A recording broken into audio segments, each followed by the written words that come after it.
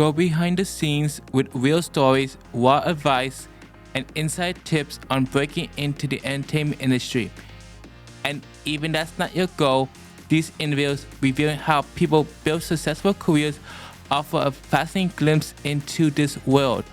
I'm your host, Doan Nguyen.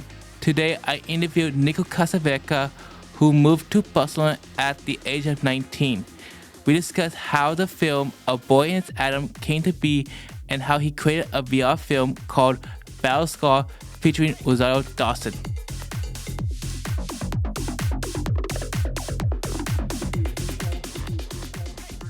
Thank you, Nico, for being a guest on my podcast. It's a pleasure to have you on today. No, it's my pleasure to be here. Really love your podcast. At 19, you moved from Argentina to Barcelona and became a self-taught filmmaker. How did you get into filmmaking without formal training? It's a good question.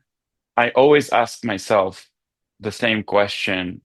How do we become filmmakers?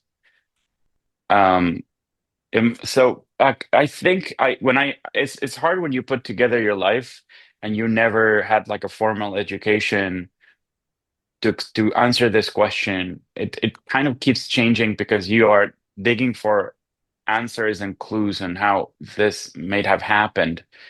Um, So some things I know. I know that my father is a cinephile. He was a commercial director.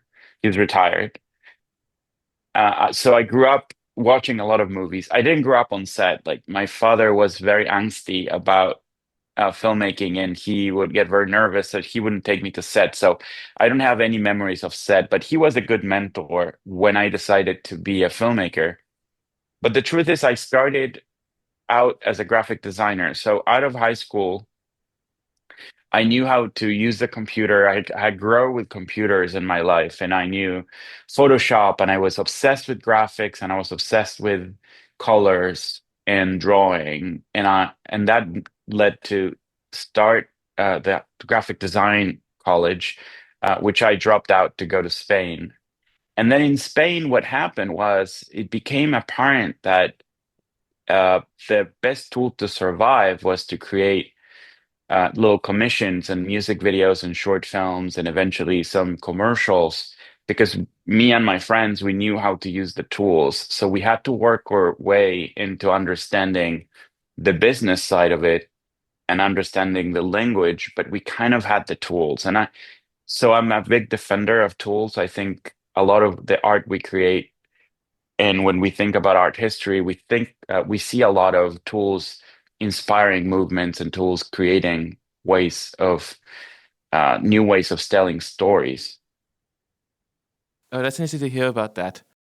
In 2001, you won the inaugural OFFF Festival in the Arts category. The project is not listed in your biography.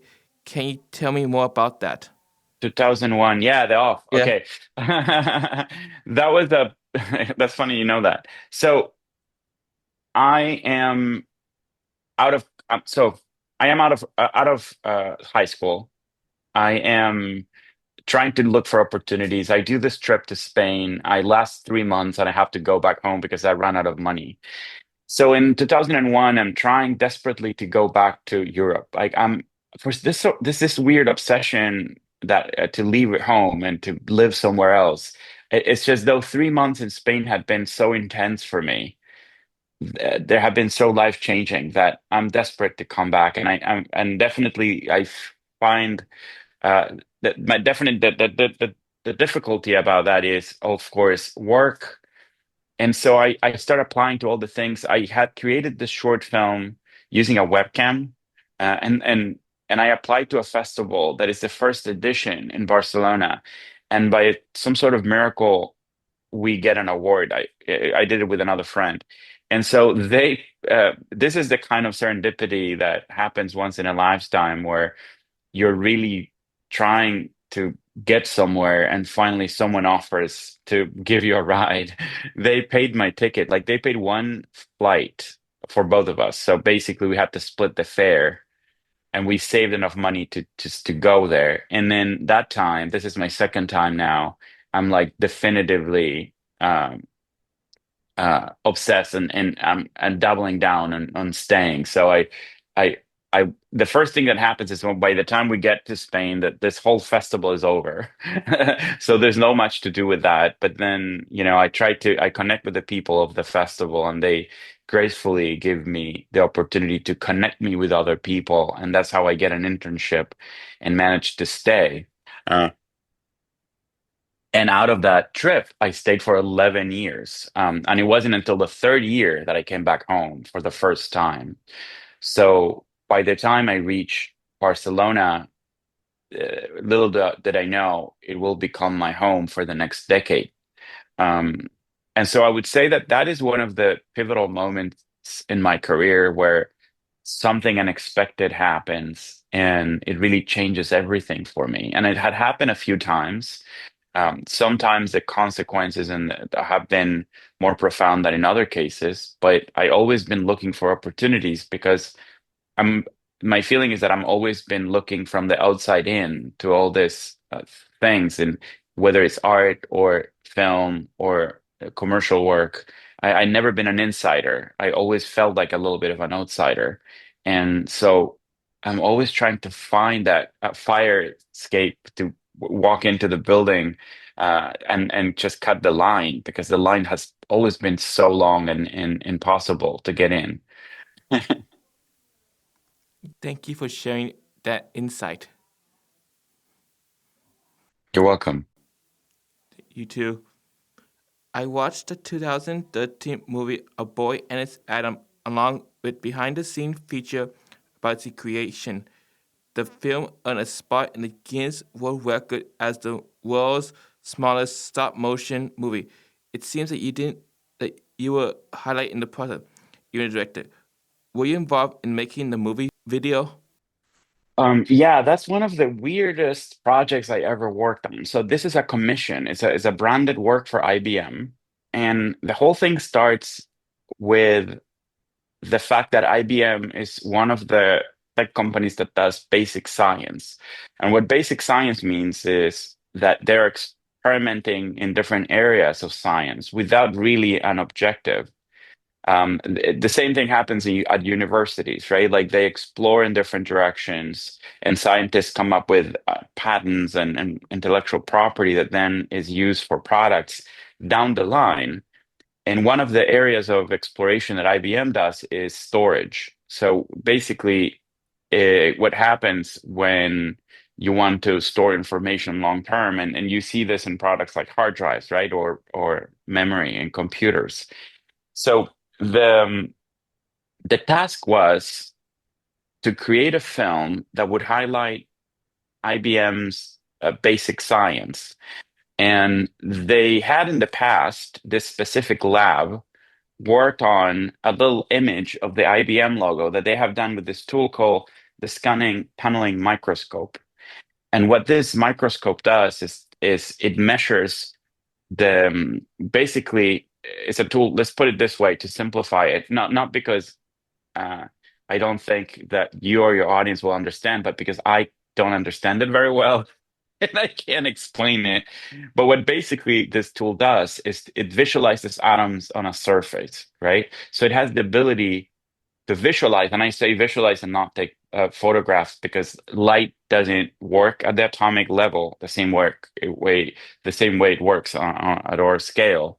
But what this does is just to give you a visualization of what atoms are in a surface. And these people had created this image moving individual atoms on a surface of copper. And what is interesting to understand is that when you take an individual atom and you put it in a new place, it's as if you would have the whole planet Earth between your hands, and you would have a needle that would go all the way to a street in Manhattan to pick up a tennis ball.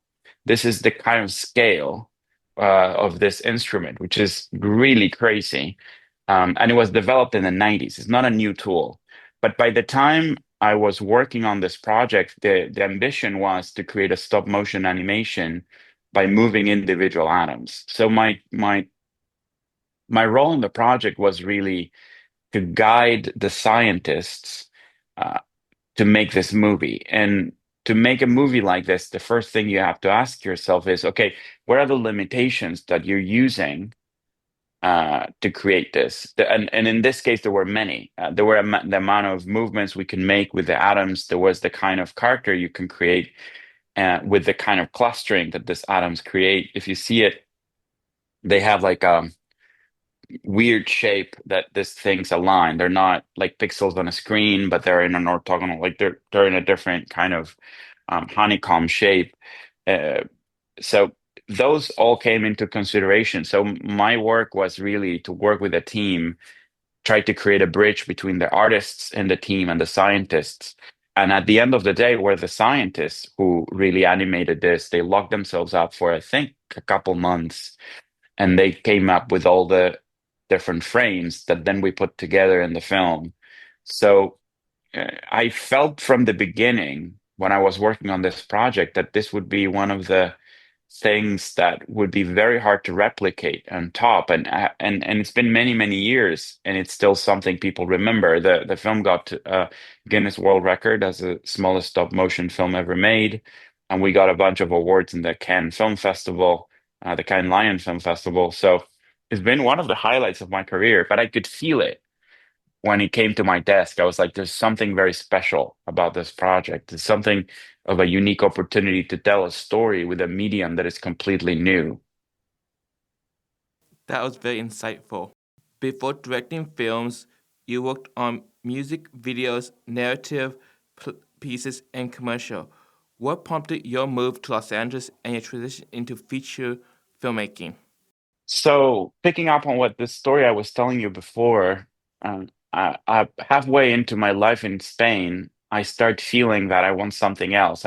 The feeling I had with commercials was that it was a craft that I really respected, and it felt like a great way to make a living, but I wasn't fulfilling my my voice as an artist, and I felt that I could do more, and I could express more ideas if I would do my own, um, if I have a better outlet. And that has always been for me cinema. I really love movies and film, and since I was a kid, and I started getting obsessed with the idea of making my first feature. And by the time that I moved to New York, this is now like 10 years later. Um, I got lucky enough that the production company that I was working with and was representing me as a commercial filmmaker at the time really wanted to get into content. And so they financed my first feature. And by then I had written a screenplay that I was really excited about. And we shot it in 2014, at the end of 2014, in December, in Argentina. And that became my first feature. And out of that experience, I really felt that I could do it. It was my film school in a way. It really was a learning experience, and a very tough experience, but at the same time very formative. It gave me the courage to understand that I knew how to do movies. What I didn't know really was what to do with a movie once you've done it. Those are two very different things. What do you do with the film after it's done? If you don't have any community in the film industry or the festival community. And so for the next decade, I've been building that community, and I've been focusing on creating things with other people and having things that by the time I'm done with them, I can share with a group of people that I like, and they understand my voice. So it's been a journey, and one that I learn how to do movies and learn how movies work outside of the final product, and also how to share this need of expression with other people in our community. And to your question about LA, well, if you want to do movies, you want to come to LA. It's a very hard time right now for the industry and for the city, but still you can feel the a city that breathes and lives film. Everybody is, you go to a bar and whomever the waiter is an actor, and then you take an Uber and the driver is a producer or a director, you know? It's a funny thing where everybody is so obsessed with film in the city. It could be a monoculture, and some people hate it. I kind of love it. And I have so many friends who are doing this not just for the money or hoping to be famous, but to create film because they really love it. What was it like to premiere your first film, 2006 filming Finding Sophia at the Austin Film Festival? And how did that opportunity come about? I think we touched upon it. Finding Sophia was the film I mentioned before, was produced by this production company, and it was a dream come true. When you do a film, I think I touched upon this before. When you do a film, you really hope for it to have an audience and to gain traction with the people that love movies, and so doing it was an adventure. It was definitely a tough experience. But then by the time we released the film, I was very worried that we may not get into any festivals. The life of a film is really determined by the quality of festivals you get in. And so when we heard that the Austin Film Festival was interested in premiering Finding Sophia, it really was a feeling of relief that the film was saved in a way. It's an established festival. It's a writers' festival, so I was very flattered that my writing would be showcased to all these writers and people who take that the screenwriting very seriously. And then the experience of it was so beautiful. It's the perfect size festival in that it is really not too big, but at the same time, a very good quality of people go as an audience. And so we did that in 2015, and it was an amazing experience. And then we went on to get a distribution deal out of that festival, which was a blessing. And the movie can be seen today online. I think it's on Amazon Prime. And so the experience was really life-changing for me. I started I was this wannabe director, and after the experience of the movie, I became a film director, and I consider myself one today. So it's been the confirmation that the dreams that I had about doing films would be as exciting to fulfill as I thought they would, and that meant a lot to me. I mean, what an achievement. For me, it was, What can filmmakers do today to foolproof their career?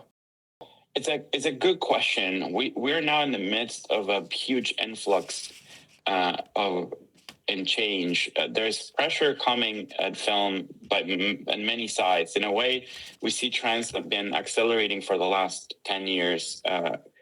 Audiences are leaving, I think, theatrical distribution. They're not going to the cinemas that much. They're watching at home. And if you're lucky, sometimes they're not even watching movies anymore, and they're favoring short form content like TikTok or Reels on social media. So first of all, what I would say is, if you want to be a filmmaker today, think very hard about why do you want to do it? Because if you want to do it because of money, I don't think there's any money to be made anymore, for the most part. You can get miraculously lucky, but it's not an industry that will provide newcomers with opportunities of making money. So, thinking about it from a very responsible point of view, what I would say is go in for the love of film, go in for the love of making things with friends. Don't expect to make it. Just do things with other people at your level and grow with them and create ever, better things, and learn from your mistakes and create things. Because to think about film as a career is to think about theater as a career. Yeah, you can think about that, but it's not going to be the main form of entertainment. It's not going to dominate entertainment in the next decade. And so you got to understand that you're committed to it for the love of it. And if you do, I think film is very rewarding. You get to create with friends. You get to show what you've done to other people, and you get to tell stories about yourself and about humans. So I think it's a very great medium, but I wouldn't be coming in from a point of view of seeking for fame or recognition or money, for that matter. I would come from it for the love of it. How did things change for you after debuting your 2018 virtual reality film, Battlescar, which you wrote and co-directed at the Sundance Film Festival? Well, Battlescar is a virtual reality film that I co-directed with my friend Martina Lay, and we premiered in 2018 at the Sundance Film Festival. And it was, again, I consider that a life-changing experience, just like finding Sophia, in that I think of this film, even though it's not a traditional movie, you have to see this film with a VR headset. But I consider that my second film, and we were blessed to be part of the Sundance Film Festival, which was my dream after finishing my first film. It's a very hard festival to get in, and it's a legendary festival where a lot of my heroes have premiered movies. So it was really the culmination of a lot of work. A couple of years before we started working on the project and learning about what could be done with this technology to tell stories. And that was our main focus when we started, was to say, this is a very compelling new medium. How can we use it to articulate ideas that may not be native to the medium? So everybody was doing sci-fi things with VR or video games, and we thought, what if we use VR as a time machine to bring people back in time? And Battlescar tells the story of Lupe, who's a Puerto Rican American girl trying to take over the punk rock scene of the late 70s New York City. And so you get to experience her rise in fame in the punk rock scene. And so we wanted to depict the grit of New York in the 70s, the scene of the CBGB, all the things we could never live and we grew up with as stories as teenagers, right? Because I'm a little bit younger than the punks of that era. I could never really live through it. So it was a way for us to kind of experience it firsthand. So we created this world. And when we sent the script to Rosario Dawson, she surprised us saying yes. And she came on board and did all the voices for the characters. And so working with an actress like her was a huge experience for me. It really validated my writing and the approach I had for things, and really proved that even though you're not part of the system, sometimes the system can look at you and invite you in. So for a minute, I was in working with her, and she was super nice to work with and an amazing talent. And she really nailed everything and created characters that are, I think, the heart of the film. I can't believe that Rosario doesn't agree to this. Me neither. Where do you see the future of filmmaking heading over the next 5 years? Wow. That's a very, very hard question. The future of filmmaking in the next 5 years will be challenged by many different things. So the advancement of social media will only grow. Audiences will start pulling away from long form content because they have shorter and shorter attention spans and they can't sit through a whole movie. So we're going to see less people going to the cinemas. I feel like at some point there will be a new normal where it will stabilize in, and audiences going to cinemas, audiences watching online, on streaming services, right? So we know that at some point the bleeding off the film industry will stop, and we will understand, okay, what is the new status quo? We got to also understand that there are new forces that will play for and against film.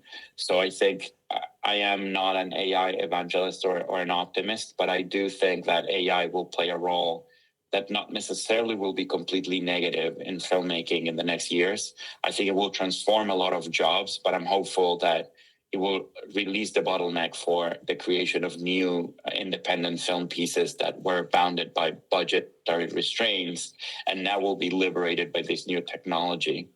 I think that a lot of people in the BFX industry will suffer from AI and will have to retool their careers around it. And I'm hopeful that new opportunities will be given to people using AI in maybe ways that we don't really know yet. But the big question about film in the next 5 years is distribution. If you think about this history of cinema, the three big legs, when you think, for example, about the Lumiere brothers,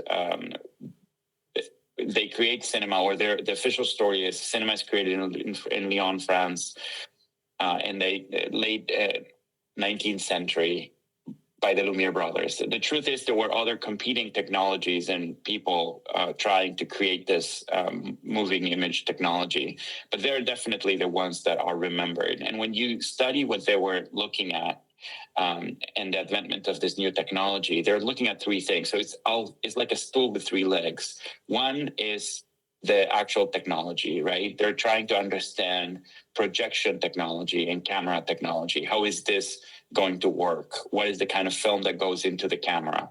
Is the camera capturing the image, the same object that also projects the image, right? Is the projector going to be a communal experience with people experience it like vaudeville, sitting on a theater, or is it going to be an individual thing where you look through? All these are questions of the era. There's the second leg of that stool that is content, artistic intent, right? So the questions around content for the Lumiere brothers are, is this good for documentary? Should we send these cameras along to travelers around the world to capture little moments of different cities? Is this a form of vaudeville or popular entertainment where we actually capture a scene that is maybe funny and amusing to audiences, right? Those are conversations around the stool, the leg that is art. But then there's a final one that is distribution, right? How is this going to get to audiences? How are we going to finance the whole endeavor by showing it to audiences? And as I said before, the conversation back then is like, is this individual things? You put coins in a machine and you look through, or is it a communal experience? And so distribution has always been, I feel, a very important part of filmmaking. And in the next 5 years, what you're going to find is when more and more movies are created because AI facilitates the manufacturing of film, then the real money will be in who decides what movie goes, right? Right now, it used to be the gatekeepers who would curate the films, right? Yeah, the studio heads and development executives and creative executives would choose filmmakers to develop films with them and then would release them through their own distribution channels. Nowadays, it's algorithms. The algorithm decides what content is seen based on incentives that are very abstract to creators, but had to do with audience, supposedly audience intent to watch the content. So whomever distributes the content will be important. That's why I think independent cinema has to really get its shit together when it comes to how are we going to show these films to audiences, not so much how we're going to make them. Making films have been cheap and only getting cheaper, and AI will accelerate that trend. What has not been solved is how do we get an audience member to experience our film? That is a very good question, and what I think the next 5 years of cinema are about. What a great observation. And finally, last question: what plans do you have for your career? I learned better than to have plans for my career. Like plans are never fulfilled. But I try to have a north star. I try to have like an idea of where I'm going. I never make plans, but I always do a few things. So one is to see, okay, where is the thing going for me? What is it that I'm excited at the moment that I want to do? That's a big question. The second is, what can I do within my means to execute on my next project? Because the thing with cinema and with any art is that it turns you into a beggar of opportunity. You're around begging an opportunity to do a film. You're pitching constantly. You're asking for money to do this or that. You're trying to convince others to create, to help you create things. But I do think that we have the means of production to create our own projects, and may not be the same as doing a feature film, but I'm always trying to have something that is within my control. And so I can create things and put them out and have a connection with an audience, regardless of the external opportunities that may come my way.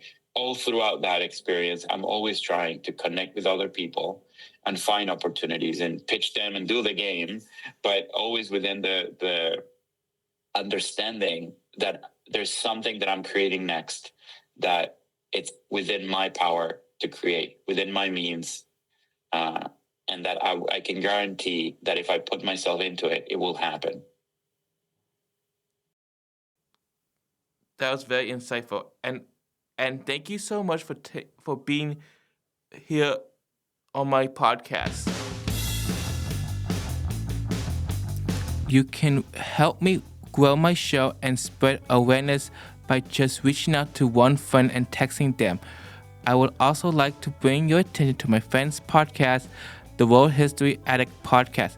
The link for his latest podcast is available on my Instagram page, Entertainment Fanatics Pod. Thank you for listening. See you next time.